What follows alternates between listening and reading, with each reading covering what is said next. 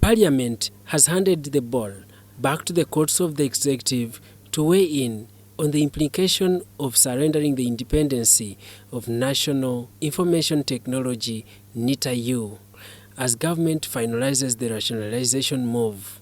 The MPs notice that such a move could cause a dent in the economy, considering the various agreements with development partners, including the International Association of the World Bank.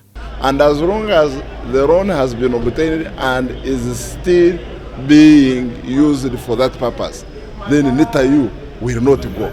At least that is what Parliament has decided. And I believe the executive will have no choice but to comply. In a presentation of the findings by a committee on national economy regarding a loan request of up to $200 million to fund the Uganda Digital Acceleration Project government network, Bukedea County Member of Parliament Ikojo John Bosco asserts the repercussions of repealing the NITA-U Act with a view that it would disable the process of the intended loan. The Attorney General should ensure that the final text of the financing agreement is clear so that the effect of mainstreaming NITA-U into the ministry without causing any loss to government. The committee reveals that NITA-U has proved its capacity to independently manage the national backbone infrastructure and hence needs the necessary support.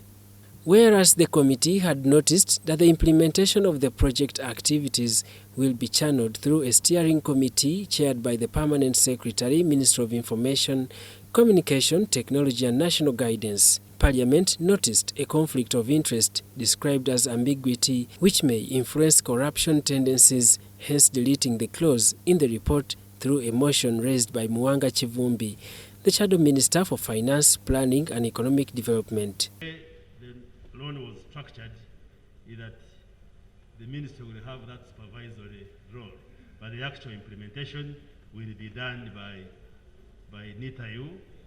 And move to delete 12.1 and 12.2. And then? And then we leave the project implementation unit, which is NITA-U, and which shall have the project management. Parliament, chaired by Speaker Anita Among, wants government to provide Wi-Fi spots at all learning institutions and sub-county spots in order to utilize the benefits of national backbone infrastructure and also generate revenue to government. This is not the first loan request to fund Uganda Digital Acceleration government network, although the cost of internet remains disputed by a section of the business community in Uganda. Government has to date invested over $175 million in the national backbone infrastructure. Daniel Mugoya, Gloria Gutabinji, UBC News. Progress and what is not yet touched.